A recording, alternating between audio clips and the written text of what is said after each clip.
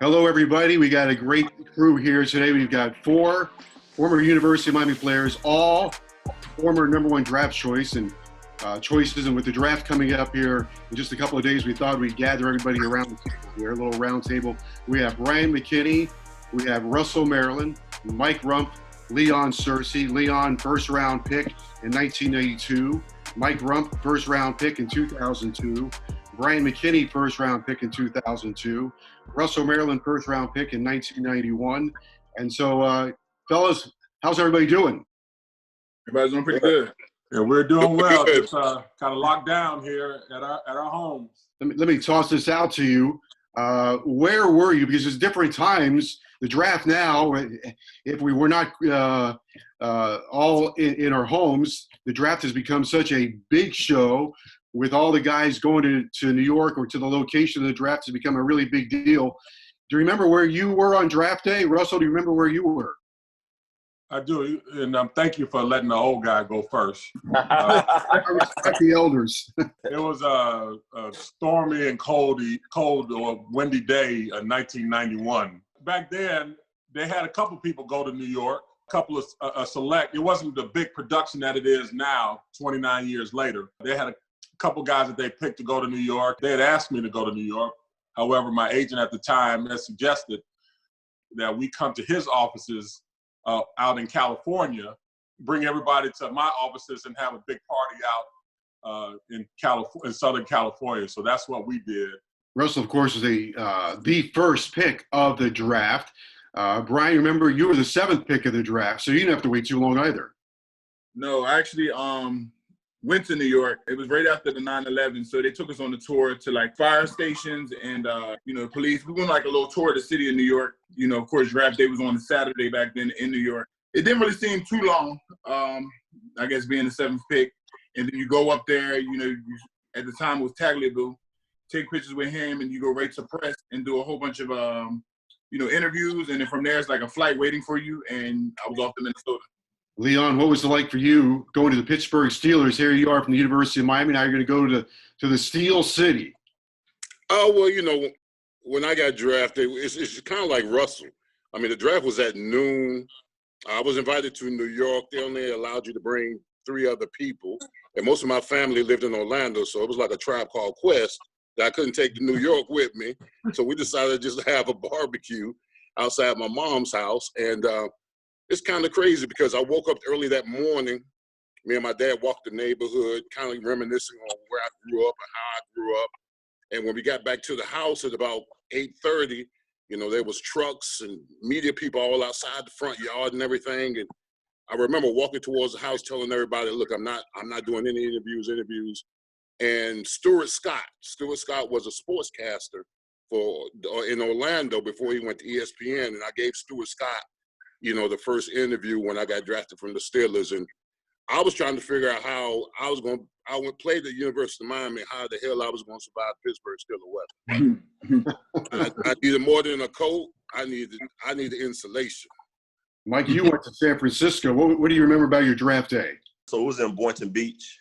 I came up playing PAL, Little League football. So some of the officers put together an area where everybody can get together inside of a building. I had about 200 people there, and most of my family, my grandmothers, my dad, my stepmom, my girlfriend, who was actually my wife now, and my son. He was an infant, and it was just everybody around. And I remember the Niners told me, Coach Brett Maxey, he worked me out at UM. He said, if you're there on the 27th pick, we're gonna get you. So, you always say, yeah, whatever. Yeah, he's just talking. As I waited, I saw Bryant go, saw Shockey go, Reed went, then Phil Buchanan went. I'm like, man, I hope I can go in the first round too, And on the 27th pick, the Niners picked me and my phone rung, and everybody just went crazy. I couldn't hear what the guy was saying. I couldn't hear what the GM was saying because it was so loud in there. And he actually said, we're going to fire you up, bring a suit, and we're going to get you over here to San Francisco. And I didn't hear the bring the suit part. So I ended up I went to Cali. I had a Jabot jean suit on. I had some jeans, a white tee with a jean jacket because I knew it was going to be a little cooler. But I got there, and I actually had to borrow my DB coach's suit to do all my interviews.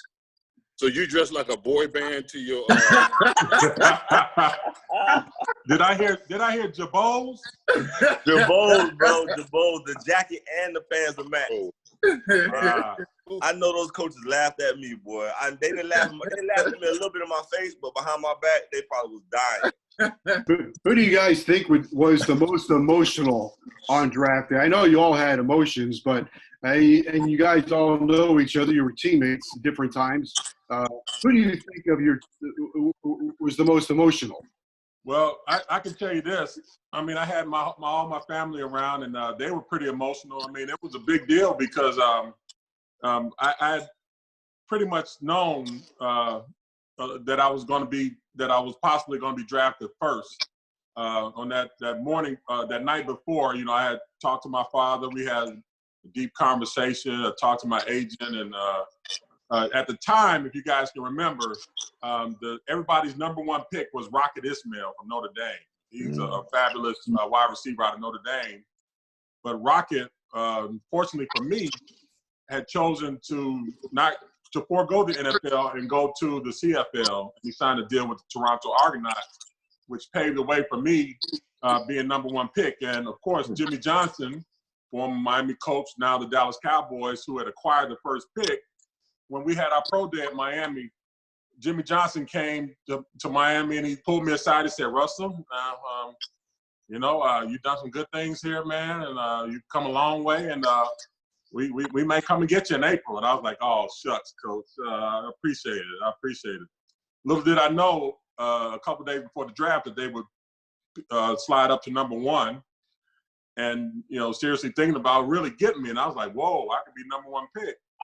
And then the morning comes, everybody's there, my family, and I get the call, and the draft opens up 12 o'clock Eastern time, and I'm 9 o'clock over in Newport Beach, California. They open it up, and 10 minutes later, they named the pick Russell Maryland, #1, University of Miami defensive tackle. And I was like, wow, I didn't cry, but I damn near cried, and everybody else was crying around me. Shout out to Jimmy Johnson for keeping his word. That's it. You're right. Exactly right. Coach Johnson, he told me he was going to come get me. And when I got that call from him and Jerry Jones, came to fruition. So, yeah, shouts out to Coach Johnson for keeping his word. Hall of Fame, Coach Johnson. Hey, Joe, I got a story how Jimmy tried to hijack me during draft day. The draft was at noon, right? So Yes. I'm a little nervous about where I'm going to get drafted. So I get this phone call at 10 o'clock in the morning. And I knew exactly who it was. It was Coach Johnson. Leon, how you doing this morning? Hey, I'm doing great, Coach. How you doing? Well, you ready for the draft? I said, yes, sir, I'm ready for the draft. You say, well, how you feel about being the Cowboy? We got the 14th pick in the draft. You're going to be a Dallas Cowboy. I said, all right, Coach, I'm good. He said, I'm good. Typical Jimmy, he asked me, are you going to hold out? I was like, no, Coach, I'm going to be good. I ain't going to hold out. He said, well, I tell you what, we got a representative that just landed in Orlando, and he's on his way to your house. I said, well, damn. I said, okay. So about 11 o'clock, doorbell rang. This guy comes in my house, big burly white dude with a cowboy hat and boots, has my jersey, Searcy 73 on, the cowboy jersey. Goes downstairs into my den, and him and my agent are negotiating my contract right there before the draft. So I'm chilling. I'm saying, okay, I'm good. All right, draft comes up. 8th pick goes, 10th. About the 10th pick comes around. I get a call. It's Bill Cowher. Bill Cowher says, Leon, we got the 11th pick in the draft. You're going to be a Pittsburgh Steeler. Now I'm a little confused because the Cowboys in the back of my den negotiating my contract with my agent. So when the commission comes and calls my name, everybody's excited. Pittsburgh Steelers, Leon Searcy, whatever. So the Cowboy guy, he takes a piece of paper and he rips it up. He's about to walk outside the house, and I stop him. I say, hey, man, let me get that jersey. It got my name in the Cowboy. And he turned to me and said, understand this, son. He said, you're a Steeler now. He said, Cowboy never give a Steeler nothing. Wow. Jersey. Wow. They were rivals. Steelers and Cowboys were big rivals. Wow. Man, he could have gave up that jersey though. They were. But you know what? It's funny. The Cowboys, Jimmy Johnson and Jerry, they were good for sending people out all over the country with contracts because they didn't like holdouts. They wanted to sign people. They wouldn't like me then. How long did you hold out, Bryant? I held up for like 98 days. Really? I got the second longest holdout in NFL history for drafted kids, so they would have hated me. Wow. Damn. Yeah, I held out too. And I held out for 1 day. You know what I'm saying? I couldn't take it, boy. I stood out there 1 day and I was like, man, I gotta go to work, bro. I can't. Ed Reed was holding out with me for a minute, and then he went in. You get a little nervous out there by yourself, but Let me ask you fellas this. Playing for the University of Miami, winning national championships, playing for the U, way you guys played with the teams you were on, how did that help you become a first-round pick? Oh, wow, man. Well, I could say this. There's almost nothing I had seen on the collegiate level that I saw on the NFL level. I mean, I played against great players in practice, but when you get to the next level, everybody is good. But it didn't matter because I just brought my A game to every practice and treated it like a UM practice. Really, those things that I learned in the 5 years that I was there on Green Tree practice field really propelled me and prepared me to take it to the next level. And I agree. I say the same thing. Going against great players every day, it made you become, competitive. You realize you had to be consistent each day at practice, playing at a high level just at practice. What about just the reputation of the University of Miami? How do you think that helped help you become a first-round pick? When we were playing back in the day, is that they wanted University of Miami players on their team because they had a pedigree for winning football games. And if they was on that roster, that pedigree would become contagious to that locker room, because I knew when I walked in the Pittsburgh Steelers and I was a rookie, I knew I was going to shine, and I had the attitude I was going to shine because I had put in the work at Miami that helped me shine. Our practices were intense. They were physical, they were long, they were hard, and all that stuff just prepared me for the next level. When I went to the next level, only thing I had to deal with was the speed, because I hadn't seen any kind of speed before at the NFL level. But as far as going after it and being competitive each and every day in practice, I learned how to be a champion at Miami.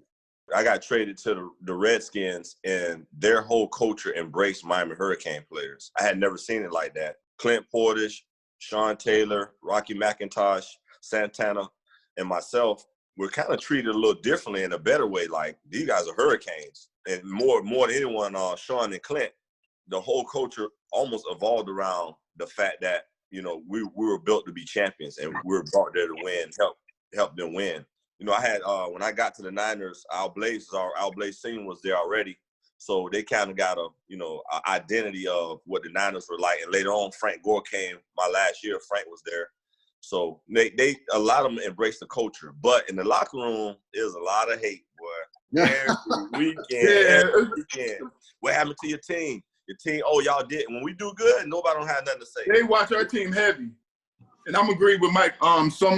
Some systems do take on Hurricanes. Like when I finally went to Baltimore, the Baltimore Ravens had a bunch of Hurricanes on that team. And, Ray Lewis was the leader and Ed Reed. And a lot of things were kind of, moved and based around these guys. That's the reason why I got there.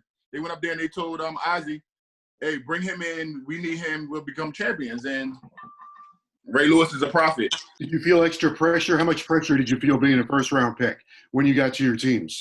I can personally say I felt like me, honestly, because I came from the University of Miami. I was a first-round pick.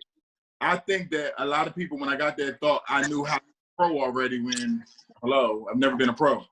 So they just assume, and it takes for people later on to kind of, I had to observe a lot of things because I didn't have a lot of people come and try to, give me guidance at the beginning.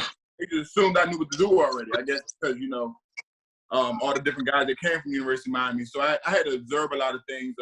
Then you had a couple people who would, say things like Randy Moss would come in or Johnny Culver. They would start saying things later on, but at the beginning, they just to me, I felt like they just assumed I like knew everything, as if University of Miami was already the pros and I should know, like coming in there. Like I didn't really know at the beginning.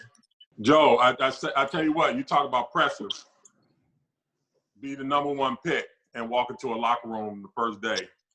It was crazy pressure. Pressure that I could handle, but pressure nonetheless. Well, I was kind of like Big Mac when after I got drafted. I held out to the last day of training camp. All right, so they fly me to Pittsburgh. I signed my contract. I step out of the town car, suited and booted, and everybody walking off the field sweaty, muddy, dirty, snot coming out their nose, dripping blood, and I'm in a fresh Armani suit. Just got paid. Not your ball. Everybody just gave me the side eye, and there was a lot of pressure on me because when I signed with the Pittsburgh Steelers and not even playing a down, I was the highest paid offensive lineman in the locker room. And when I got on here with you guys, first thing you said to me was, who wins? Mike going down. They were trying to jump me earlier, Mike. Come on, y'all. Come on, y'all. Hey, y'all gotta let that go, man. Y'all gotta let that go, man. What go? Let that go. We was the best Hurricane team ever, bro. Come on. And that's okay. Y'all could be second. Yeah. 86 was. 86 had the best defense overall. We're gonna go with that. 86 would have put 28 on y'all quick, fast, and hurry. And flavor vision ain't blurred. Well, fellas, this has been great. It's been a lot of fun. Been the highlight of my lockdown. Great legacies, all first round picks. Bryant McKinnie, Russell Maryland, Coach Mike Rumph, Leon Searcy, first round picks, great Hurricanes, national champions, Super Bowl champions, All-Americans, great credentials. Guys, great to see you. And thank you for being with us. Thanks for having us. Thanks, Joe. Hey, love y'all, man. Y'all stay safe, man. You too. All right. Yeah. All right.